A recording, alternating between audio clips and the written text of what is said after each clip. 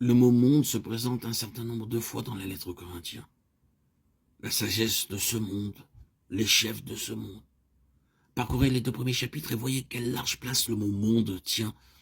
Le monde et sa sagesse, le monde et son esprit, le monde et sa voix ont une large place parmi les croyants de Corinthe. Si vous continuez cette lettre, vous ne pouvez vous débarrasser de ce mot.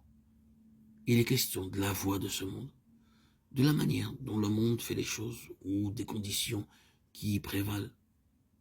Nous y sommes constamment confrontés, c'est l'esprit de ce monde. Le monde trouve une large place dans leur raisonnement. Ils se saisissent même des choses célestes et divines avec la sagesse de ce monde.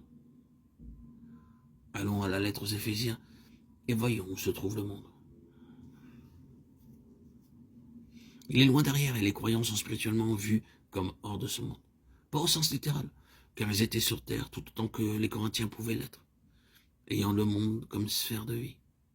Ils étaient là et cependant, ils n'y étaient pas. Rappelez-vous ces phrases étranges et similaires, contradictoires dans Jean 17. Aux hommes que tu m'as donnés du milieu du monde ne sont pas du monde, je ne te prie pas de les ôter du monde. Nous savons ce que cela veut dire au sens spirituel. Il n'y a là aucune contradiction, dans ce monde et hors de ce monde en même temps. En Éphésiens 6, ces choses qui appartiennent aux relations de la vie quotidienne sont mentionnées. On y trouve des familles, des maris avec leurs épouses, des parents et leurs enfants, des maîtres et leurs employés. Vous dites, tout cela est bien terrestre. Non.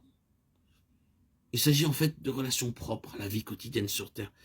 Et cependant, dans toutes ces relations se trouve la possibilité d'une vie céleste. Tout est hissé à un niveau céleste. Là où les intérêts spirituels gouvernent ces relations en vue de desseins célestes et pas seulement d'intérêts terrestres.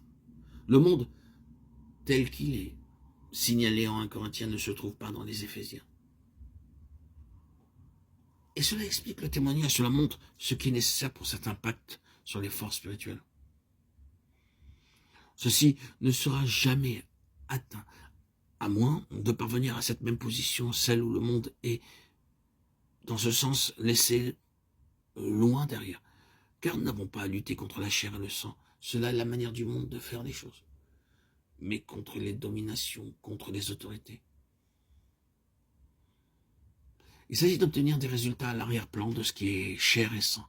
Et quel combat, combien plus efficace cela représente. Quel résultat puissant il y a dans le domaine spirituel.